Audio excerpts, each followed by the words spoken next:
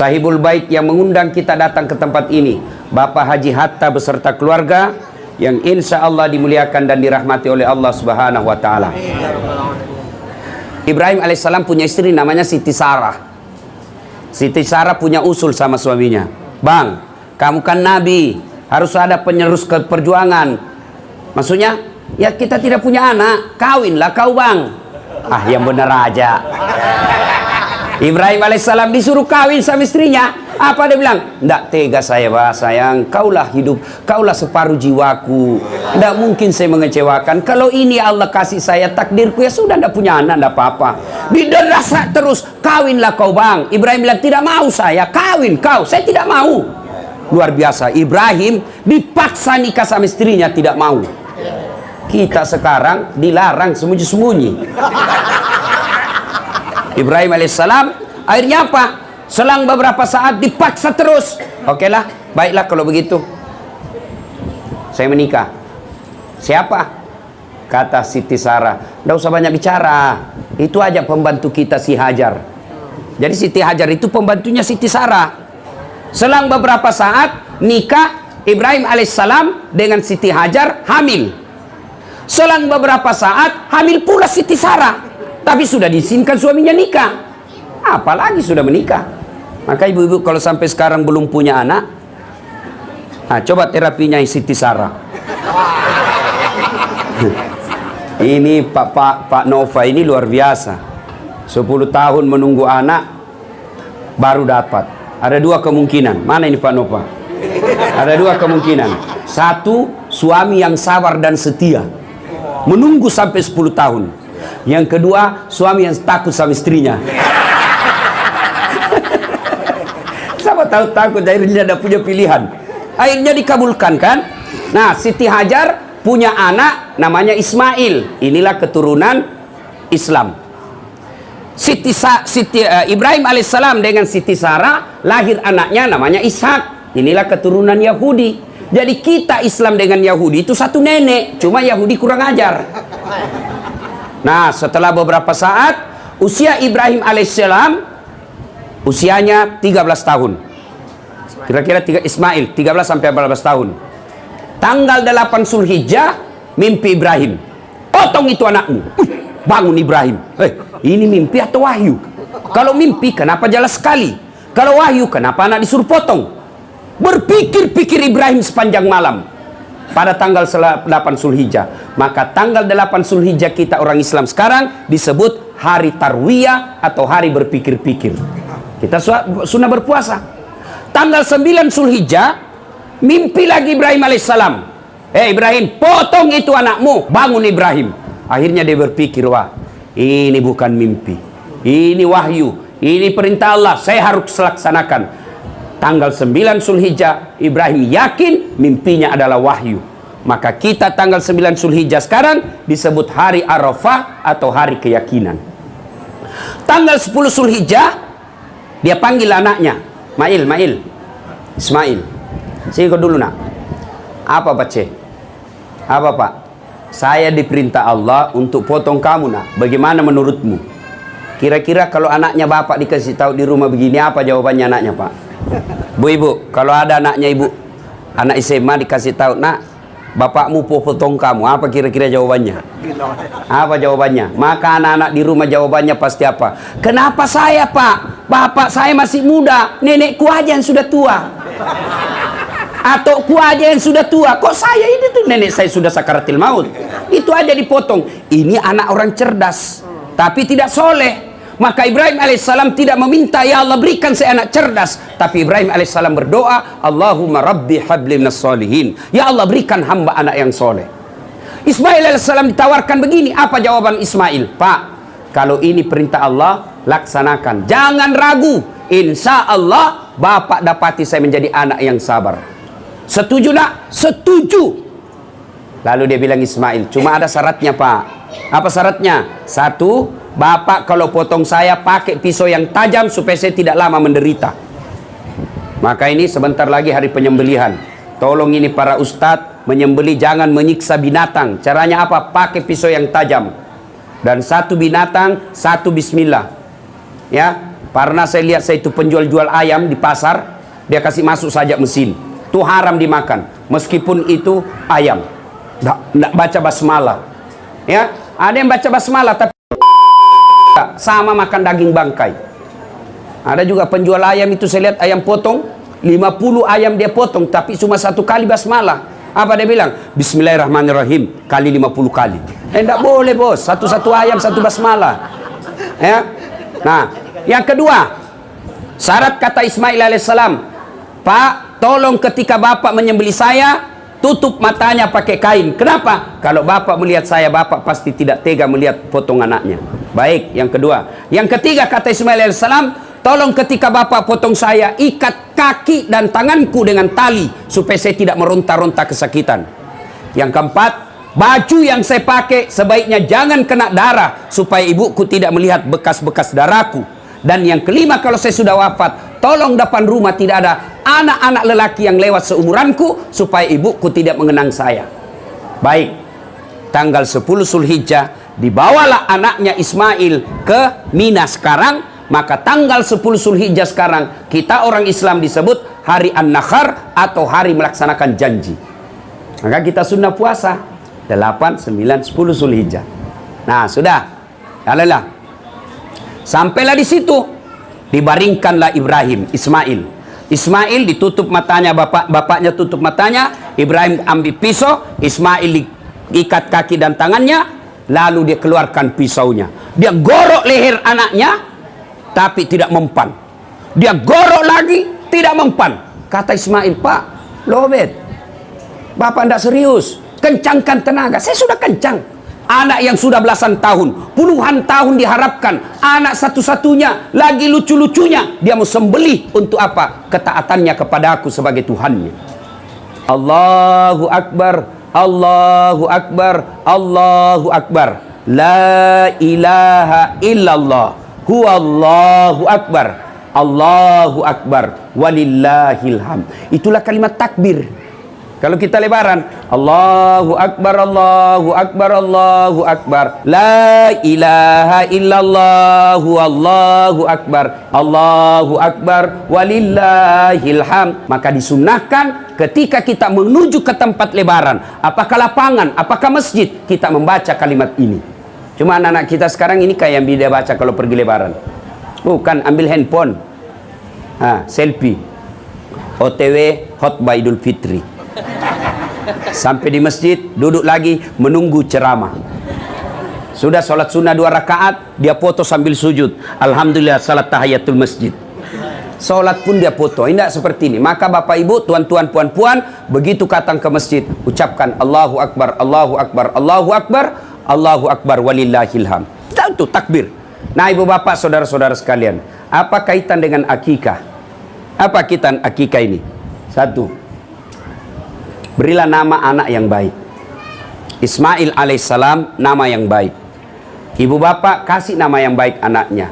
Ada lagi orang biasa berkata, apa arti sebuah nama? Bayangkan kalau kita tidak punya nama semua di sini. Yang paling repot pilkada, pil caleg, tidak ada namanya. Pilih saya, siapa? Anu. Pilih saya, siapa? Anu. Anu semua namanya. Bagaimana cara milihnya? Maka bego orang yang mengatakan apa arti sebuah nama.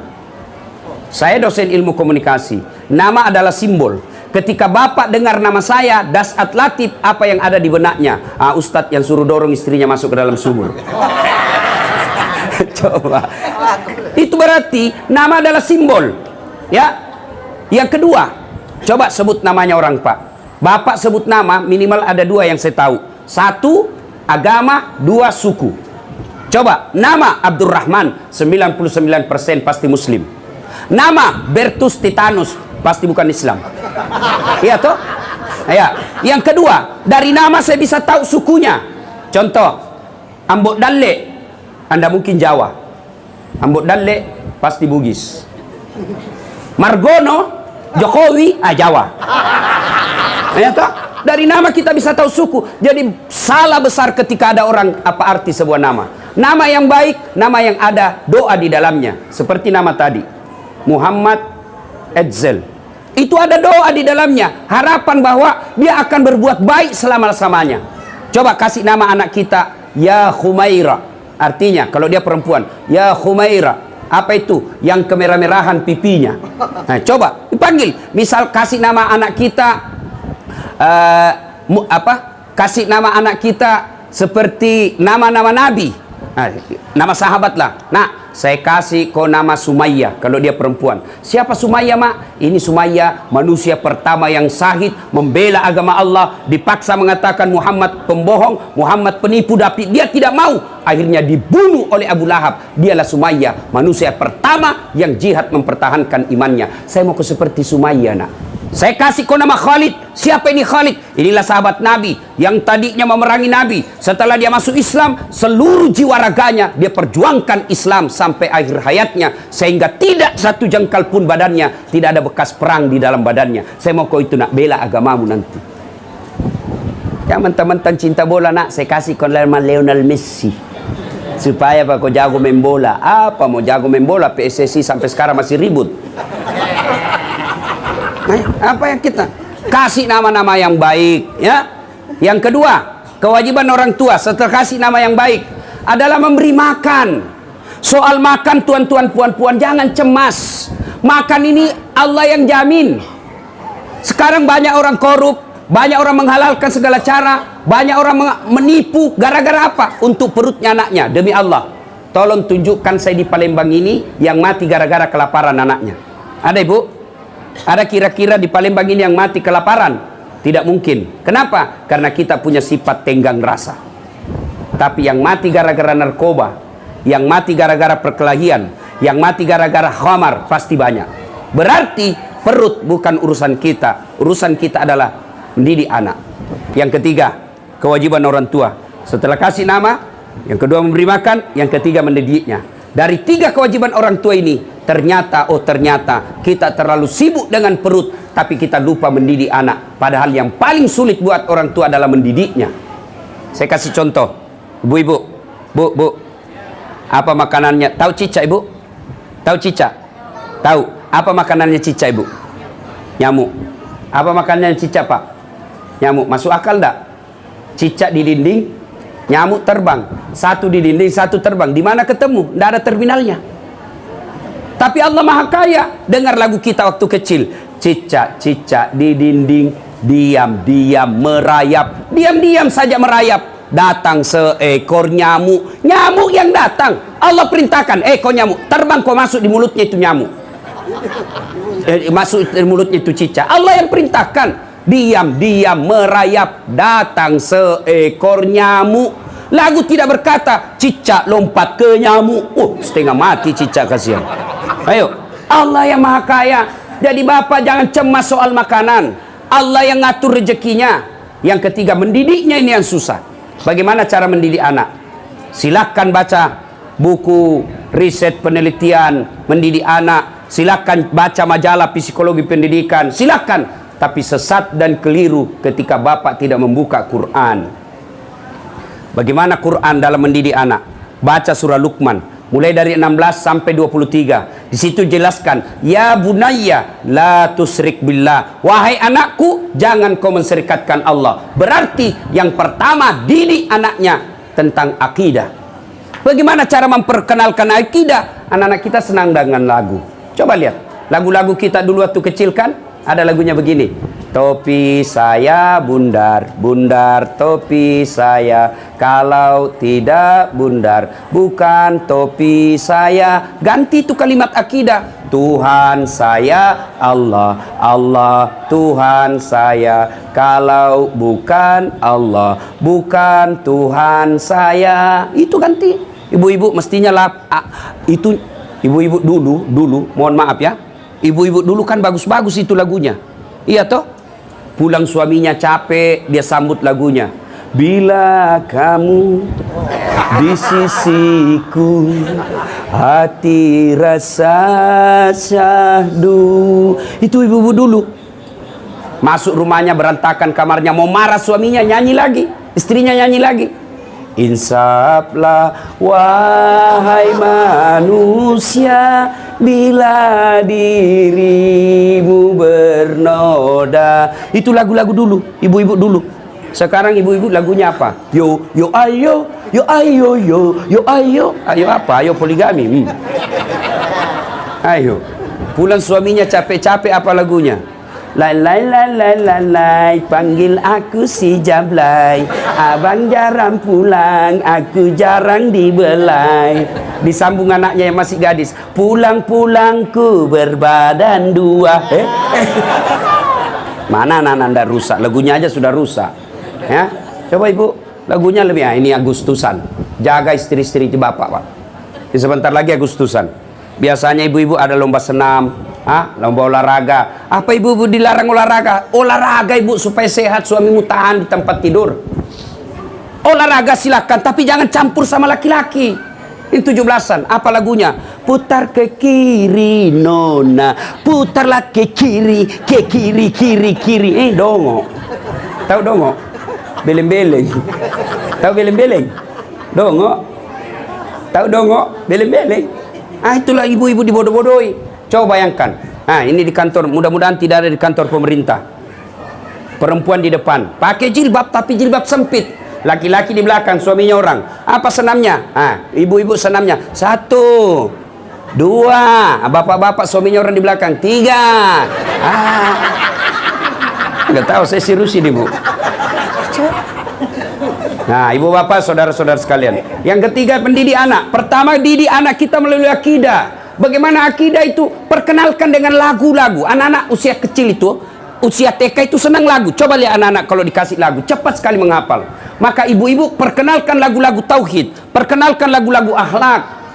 Pada zaman dahulu, saya waktu kecil, saya bisa tahu sejarah Nabi melalui lagunya ibu saya. Pada zaman dahulu kala, pada zaman jahiliyah. Sambil cuci piring itu, saya tanya, kenapa mak zaman jahiliyah? Lahirlah seorang rasul yang terakhir dan mulia. Saya tanya lagi, siapa namanya mak? Nabi Muhammad namanya.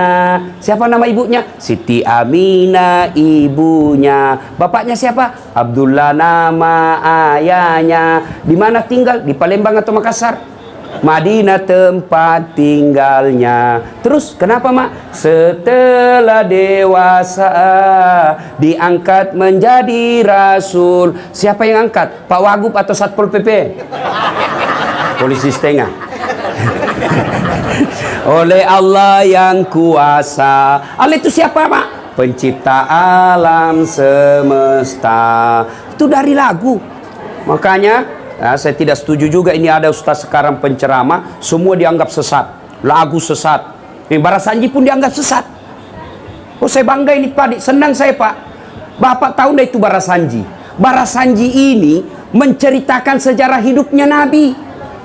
Coba kalau saya di tanah kelahiran saya dari tanah Bugis, dibaca Arabnya, dibaca juga bahasa Bugisnya. Muhammad sallallahu alaihi wasallam alaina mato tepingi waju-wajunna alaina mato pandre. Artinya Muhammad itu dia yang tempel baju-bajunya kalau robek, dia bersihkan tempat tidurnya, dia sediakan sarapannya supaya suami tahu bahwa itulah Rasulullah. Dia sediakan sendiri sarapannya. Bantu itu istri. Jangan mentang-mentang camat semua istrinya yang kerja. Tidak mau lagi kerja. Saya tidak boleh cuci piring, saya camat. Kenapa kalau kau camat? Kau jadi camat karena kau disuka sama bupati.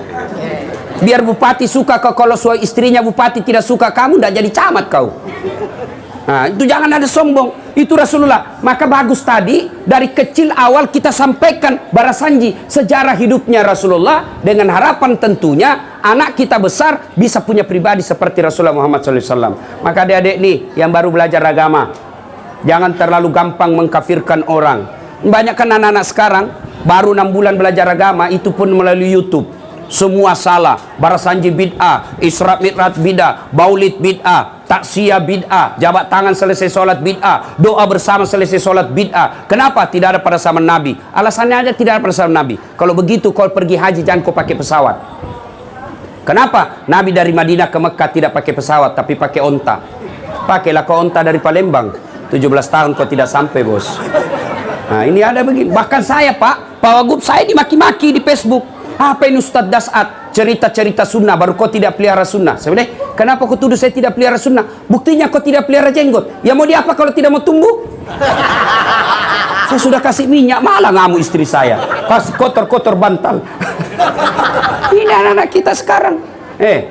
Hijrah itu adik-adik, kalau ada di luar ya, hijrah itu bukan sekedar pelihara jenggot. Hijrah itu bukan sekedar pakai celana jingkrang. Hijrah itu bukan sekedar pakai kata-kata Arab. Afwan, jazakallah, kaifahaluk, ya akhi, ya akha.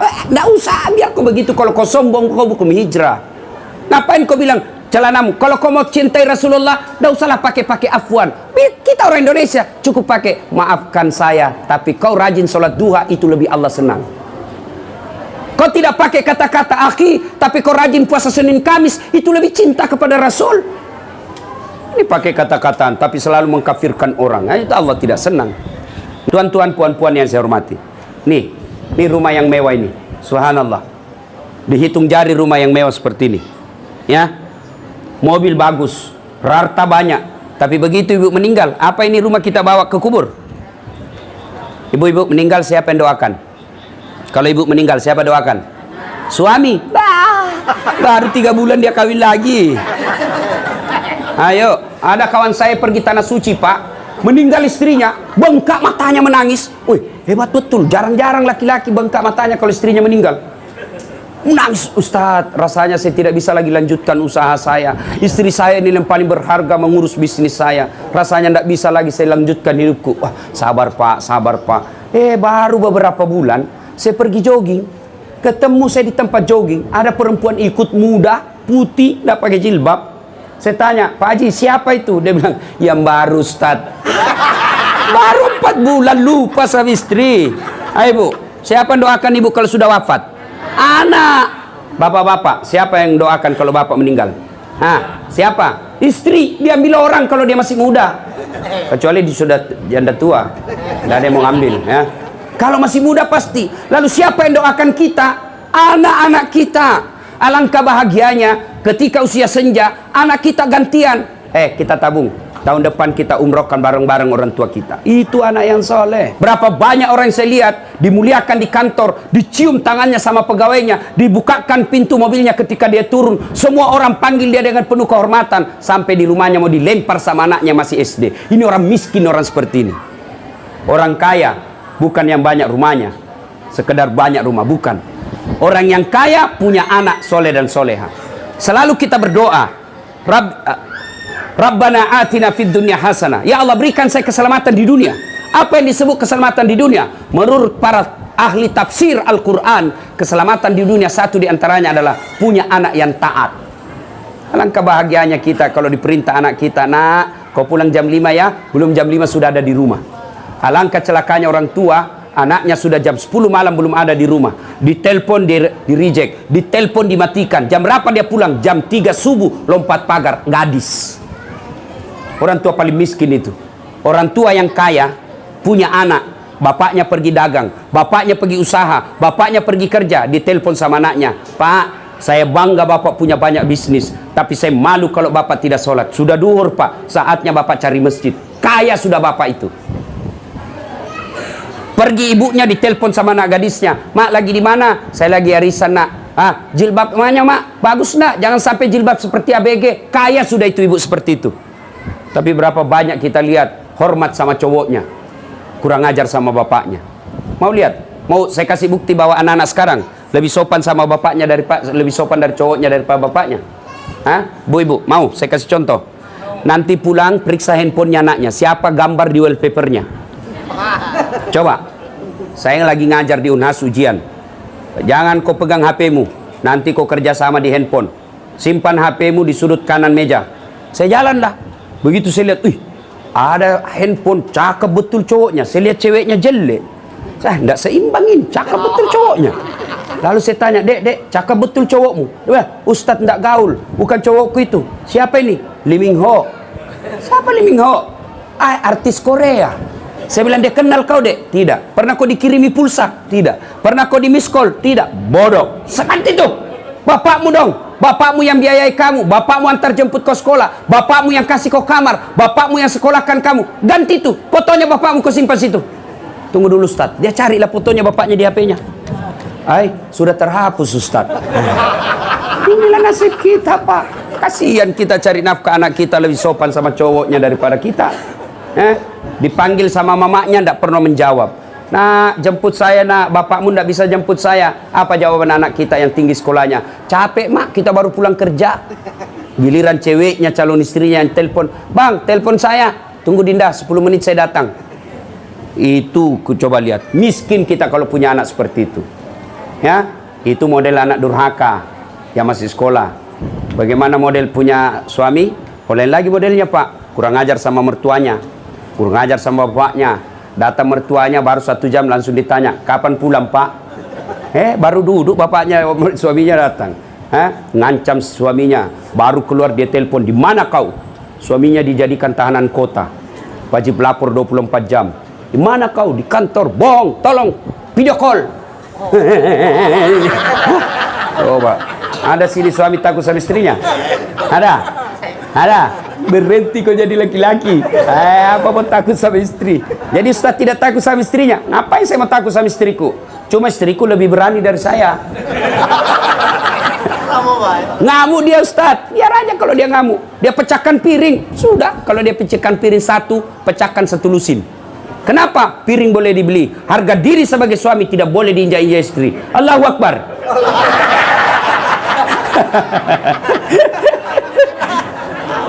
Bu, mau ndak masuk surga? Mau? Taat sama suami.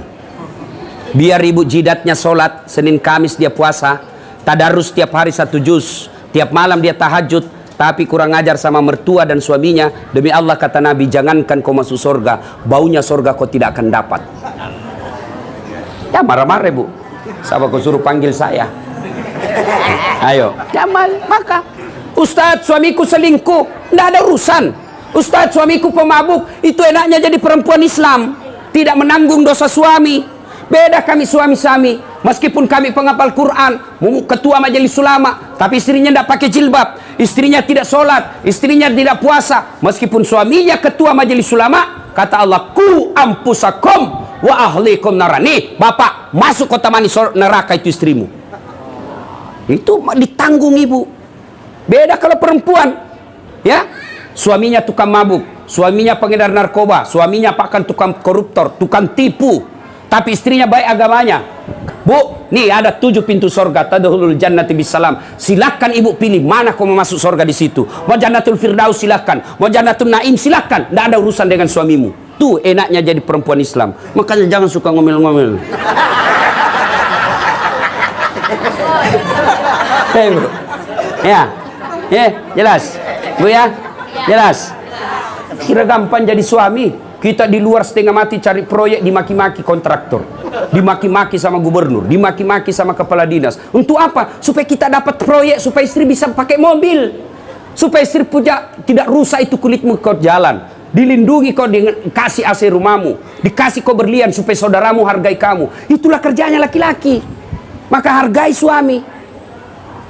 Cuma kita juga bapak-bapak jangan hianati istri. Alasan rapat ternyata pergi merapat. Hei, Pak, masih ingat? Waktu kita menikah, saudara Dasat Latif, saya nikahkan engkau dengan anak gadisku Nora Siddiqah Nasrun dengan mahar seperangkat alat sholat tunai karena bukan karena gubernur, bukan karena wagub, bukan karena kapolda, bukan karena presiden, tapi siapa yang kita jadikan gadai? Siapa? Allah. Allah yang kita gadaikan untuk menghalalkan anak gadisnya orang. Lalu kita hianati, pantas 30 tahun kau cari nafkah tidak bisa kau lepas dari kredit. Kenapa? Kau hianati istrimu. Ada orang 30 tahun cari kerja, tidak bisa hidupnya baik. Kenapa? Kau tipu istrimu. Wanita yang paling setia mendampingimu. Siang malam, dia tinggalkan keluarganya, dia tinggalkan ibunya, dia tinggalkan bapaknya, dia tinggalkan tanah kelahirannya, datang merantau ke Palembang untuk ikut sama suaminya. Ternyata sampai di Palembang dihina dan dimaki-maki sama suaminya. Pantas hidupmu susah. Kenapa kau tidak menghargai orang yang setia mendampingimu? Bapak-bapak tahu berapa istrinya Nabi? Berapa? 11. Ini pertanyaan paling tidak senang ibu-ibu. 11 istri Nabi, bu. 11 Pak. Meskipun kita cuma punya kuota 4 giga. Ibu, dalam rumah tangga itu kan ada 4 tipe, ibu. 4 rumah tangga itu dalam Quran ada 4 macam. Satu, suaminya beriman, istrinya kafir. Ya, ini Nabi Lut alaihissalam. Yang kedua, istrinya beriman, suaminya kafir. Ini Fir'aun laknatullah alaih. Yang ketiga, istrinya kafir, suaminya kafir, Abu Lahab. Yang keempat, istrinya beriman, suaminya beriman, Ibrahim alaihissalam. Ibu kira-kira pilih mana? Rumah tangga yang bagaimana? Ibrahim alaihissalam. Tapi ibu tahu Ibrahim itu 2 istrinya.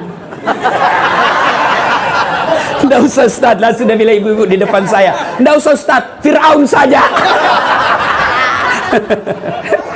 Bapak saudara-saudara sekalian. Nah, Rasulullah itu 11 istri beliau. Tapi dari 11 istri beliau, tidak ada pun satu istri beliau mengatakan, saya nyesal nikah sama kaum Muhammad, rugi saya nikah sama kaum Muhammad. Semua senang. 11.